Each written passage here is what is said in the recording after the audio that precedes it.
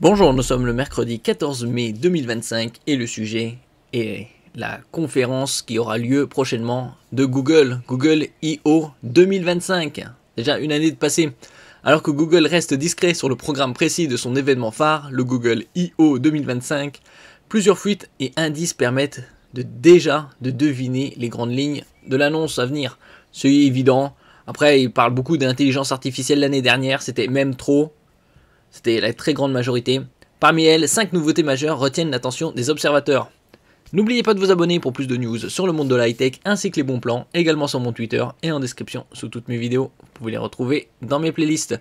Donc la conférence Google I.O. aura lieu les 20 et 21 mai, donc dans une semaine. Le Google I.O. 2025, qui se tiendra les 20 et 21 mai prochains, s'annonce comme un rendez-vous technologique majeur. Cette édition devrait refléter une nouvelle fois l'engagement de Google à pousser plus loin l'intelligence artificielle. Bien évidemment, toutes les sociétés de la high-tech investissent des dizaines de milliards quand elles le peuvent. C'est surtout les plus grands comme Google, Meta, Amazon, Microsoft et autres. Tout en consolidant ces systèmes d'exploitation phares, à commencer par Android. Android 16 qui sortira plus tôt que prévu. En ce qui concerne Android 15, il était sorti vers septembre-octobre. Il avait commencé déjà à arriver. Et pour Google Android 16, ce sera probablement vers juillet. Android 16, la dernière version d'Android. Google I.O. sera l'occasion de dévoiler la version stable d'Android 16 avec plusieurs fonctionnalités notables. Parmi elles, l'intégration d'Auracast, une technologie facilitant le transfert audio entre différents appareils Bluetooth, ainsi que les améliorations en matière de sécurité et de confidentialité. Un mode bureau inspiré de Samsung Dex est également pressenti, tout comme de nouvelles options de personnalisation.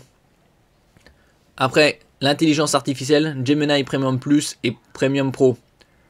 De nouveaux abonnements payants pour Gemini, l'assistant intelligence artificielle de Google, sont également attendus, Premium Plus et Premium Pro. Ces offres donneraient un accès renforcé à Gemini Pro et Gemini Ultra avec moins de limitations. Une mise à jour technique de Gemini Ultra devrait également améliorer ses performances et sa compréhension contextuelle. Bien évidemment, ils vont faire des abonnements afin d'avoir davantage de cache, parce que ça nécessite une puissance colossale et de consommation électrique également. Projet Astra et projet Mariner. Google mettrait en avant deux projets intelligence artificielle, projet Astra et projet Mariner. Le premier, développé par DeepMind, est un assistant multimodal capable de traiter simultanément texte, images, sons et vidéos. On voit la progression fulgurante ces dernières années en ce qui concerne l'intelligence artificielle. Avant, ça traitait du texte, puis de l'image, et maintenant c'est des combinaisons texte, image, son et vidéo. Il fonctionnerait sur smartphone ou lunettes connectées pour offrir une assistance en temps réel avec des applications de reconnaissance visuelle, traduction instantanée et interaction environnementale. Les films de science-fiction deviennent une réalité, c'est des films d'anticipation. Projet Mariner, quant à lui, se spécialise dans la navigation web automatisée.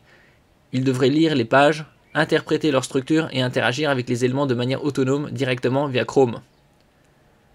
Material 3 Expressive, une refonte majeure du langage du design.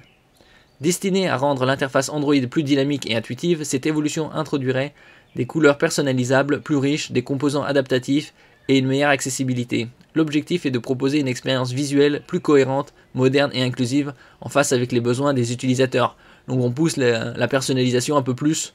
C'est surtout avec l'intelligence artificielle qui prendra probablement encore, comme l'année dernière, une grande part. Peut-être un peu moins, tout de même. L'année dernière, ils avaient exagéré. Android XR, Extended Reality, dédié à la réalité mixte. Ce nouveau système d'exploitation de réalité mixte, issu du projet Muhan avec Samsung, devrait fonctionner avec un casque de réalité mixte conçu par la marque coréenne. Il intégrerait l'assistant Gemini et les services Google comme YouTube, Chrome et Maps pour des expériences spatiales immersives. On verra ce que ça donnera dans une semaine. Merci pour votre écoute et à la prochaine.